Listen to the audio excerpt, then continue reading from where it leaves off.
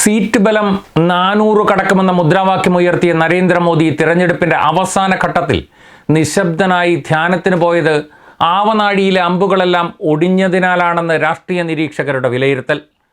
സംഘപരിവാറിൻ്റെ മതവിദ്വേഷ രാഷ്ട്രീയത്തിനെതിരെ രാഷ്ട്രീയത്തിൽ പുതിയ പ്രതിരോധം ഉയർത്തിയതാണ് സംഘപരിവാറിനെ ആകുലപ്പെടുത്തുന്നത്.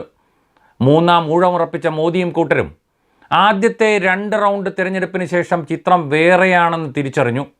പതുക്കെ മുഖ്യധാരാ മാധ്യമങ്ങളിലും വാർത്തകൾ മാറി വരാൻ തുടങ്ങി. ഹിന്ദി മേഖലയിലെ യൂട്യൂബ് ചാനലുകളാണ് രാജ്യത്തെ യാഥാർത്ഥ്യങ്ങളെക്കുറിച്ചുള്ള വ്യക്തതകൾ ആദ്യം തന്നത്. യോഗേന്ദ്ര യാദവ് ആദ്യത്തെ 2ാം റൗണ്ടിൽ മാത്രം 10ലേറെ സീറ്റുകളുടെ കുറവ് BJPക്ക് ഉണ്ടാകുമെന്ന് ഉറപ്പിച്ചു പറഞ്ഞു. അതിന് പിന്നാലെ BJPയുടെ പ്രചരണ രീതി മാറി. പ്രധാനമന്ത്രി ഇതുവരെ സമർത്ഥമായി ഒളിച്ചുവെച്ചിരുന്ന വിദ്വേഷ വിരോധങ്ങൾ മുഴുവൻ പ്രസംഗങ്ങളിലും വിതരണം ചെയ്യാൻ ആരംഭിച്ചത് അതിന് പിന്നാലെയായിരുന്നു. തിരഞ്ഞെടുപ്പ് നടപടികൾ അവസാനിപ്പിച്ചപ്പോൾ വിലയിരുത്തലുകൾ ഇങ്ങനെയാണ്. 400 സീറ്റൊന്നും ലഭിക്കില്ലെന്ന് തിരഞ്ഞെടുപ്പ് വിദഗ്ധനായ പ്രശാന്ത് കിഷോർ ആണയിടുന്നു. NDA സഖ്യം ഏതാണ്ട് 250 സീറ്റുകൾക്ക് അരികെ എത്തുമെന്നാണ് യോഗേന്ദ്ര യാദവിൻ്റെ കണക്കുകൂട്ടൽ. BJP തെരഞ്ഞെടുപ്പിൽ തകരുമെന്നും 210 സീറ്റുകളിലേക്ക് BJP ഒതുങ്ങുമെന്നും NDA സഖ്യം കേവല ഭൂരിപക്ഷം നേടില്ലെന്നും കേന്ദ്ര ധനമന്ത്രിയുടെ ഭർത്താവ് കൂടിയായ സാമ്പത്തിക ശാസ്ത്രജ്ഞൻ പരകാൽ പ്രഭാകർ പറഞ്ഞതോടെ മുഖമടച്ച് അടികിട്ടിയ രീതിയിലാണ് മോദി പരിവാർ. സാമൂഹിക ശാസ്ത്രജ്ഞനും അധ്യാപകനുമായ ഡോക്ടർ പ്രശാന്ത് ത്രിവേദി ഉത്തർപ്രദേശ് തിരഞ്ഞെടുപ്പ് ഇത്തവണ BJPയെ തകർക്കുമെന്നാണ് വിലയിരുത്തിയിരിക്കുന്നത്. അതിന് കാരണവുമുണ്ട്. ആ മേഖലയിലെ രാഷ്ട്രീയം പഴയ നിലയിലേക്ക്, അഥവാ ജാതി, സാമൂഹിക ഘടനകൾ, സ്ഥാനാർത്ഥികൾ എന്നതിൻ്റെ അടിസ്ഥാനത്തിലുള്ള പഴയ തന്ത്രങ്ങളിലേക്ക് തിരിച്ചു പോയതാണ് ചൂണ്ടിക്കാണിക്കുന്നത്.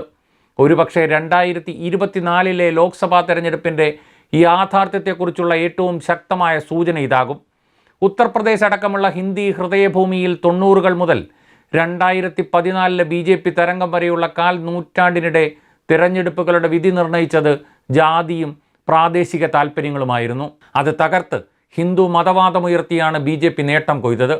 UP, ബീഹാർ, ഉത്തരാഖണ്ഡ്, ജാർഖണ്ഡ് സംസ്ഥാനങ്ങളുടെ സാമൂഹിക വികാസവും സമൂഹങ്ങളുടെ അധികാര പങ്കാളിത്തവും ശാക്തീകരിച്ചത് ഈ ജാതി രാഷ്ട്രീയം തന്നെയായിരുന്നു.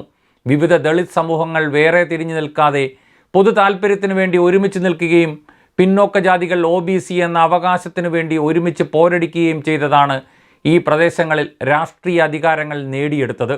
എന്നാൽ 2014 മുതൽ ഹിന്ദുക്കൾ എന്ന പുതിയ രാഷ്ട്രീയ ഐക്യം BJP രൂപപ്പെടുത്തുകയും അതിലേക്ക് ദളിത് പിന്നോക്ക വിഭാഗങ്ങളെ ആകർഷിക്കുകയും ചെയ്തതോടെ ഹിന്ദി ഹൃദയഭൂമിയിലെ രാഷ്ട്രീയത്തിന് നിറം മാറിയിരുന്നു.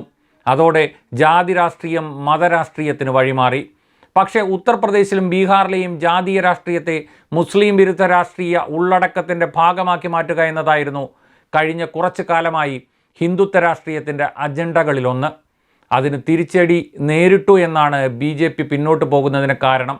അതാണ് മോദിയെയും അമിത്ഷായെയും ഭീതിയിലാക്കുന്നത്. 400 സീറ്റിലധികം എന്ന മുദ്രാവാക്യം പ്രചരിച്ചതോടെ ഹിന്ദി ഹൃദയമേഖലയിൽ വലിയ ഭൂരിപക്ഷം BJP തേടുന്നത് സംവരണം അട്ടിമറിക്കാനാണെന്ന അഭ്യൂഹത്തിന് കാരണമായി. ഭരണഘടന തിരുത്തുന്നതിനാണ് 2/3 ഭൂരിപക്ഷം എന്ന ലക്ഷ്യത്തോടെ BJP വലിയ പ്രചരണം നടത്തുന്നത്. ഭരണഘടന തിരുത്തി സംവരണം ഇവർ ഇല്ലാതാക്കുകയാണ് എന്ന പ്രചരണം ശക്തമായതോടെ 90കളിൽ മണ്ഡൽ കമ്മീഷൻ വിവാദത്തിന് ശേഷം UP, ബീഹാർ മേഖലകളിൽ തീ പോലെ പടർന്ന ജാതിവാദം വീണ്ടും ഇവിടെ കരുത്താർജിച്ചു. UP, ബീഹാർ ഗ്രാമങ്ങളിൽ ദൈവതുല്യം ആരാധിക്കപ്പെടുന്ന അംബേദ്കറുടെ അസ്തിത്വത്തെ BJP ചോദ്യം ചെയ്യുന്നുവെന്ന് ദളിത് പിന്നോക്ക സമൂഹത്തിന് തോന്നി. ഇതാണ് 3ാം ഊഴത്തിന് മരണമണിയായോ എന്ന് സംഘപരിവാർ ഭയക്കുന്നത്. യാദവ്, പാസി, കോലി, വാൽമീകി എന്നിങ്ങനെ ഉപജാതികളായി വിഭജിച്ച് നിൽക്കുന്ന ദളിത് സമൂഹവും യാദവ്, പാട്ടീൽ, മൗര്യ, കുർമി, രാജ്ഭർ, നിഷാദ് എന്നിങ്ങനെ വിവിധ സമൂഹങ്ങളായി വേർതിരിഞ്ഞു നിൽക്കുന്ന പിന്നോക്ക വിഭാഗങ്ങളും അതേ തരംഗത്തിൽ മുസ്ലിം വോട്ടുകളും ഒരുമിച്ച് ചേരുന്ന ഇടമാണ് സംവരണമെന്ന ആശയം. ഇത് സംബന്ധിച്ച് ചർച്ച തിരഞ്ഞെടുപ്പിൽ പ്രതിഫലിക്കുകയാണെങ്കിൽ അത് BJPയുടെ താൽപ്പര്യങ്ങൾക്ക് എതിരാവുമെന്നതിൽ സംശയമില്ല. ഇന്ത്യൻ രാഷ്ട്രീയ ഭൂമികയിൽ പുതിയ രാഷ്ട്രീയ ശാക്തീകരണത്തിനാണ് ഈ തിരഞ്ഞെടുപ്പ് തുടക്കം കുറിച്ചിരിക്കുന്നത്.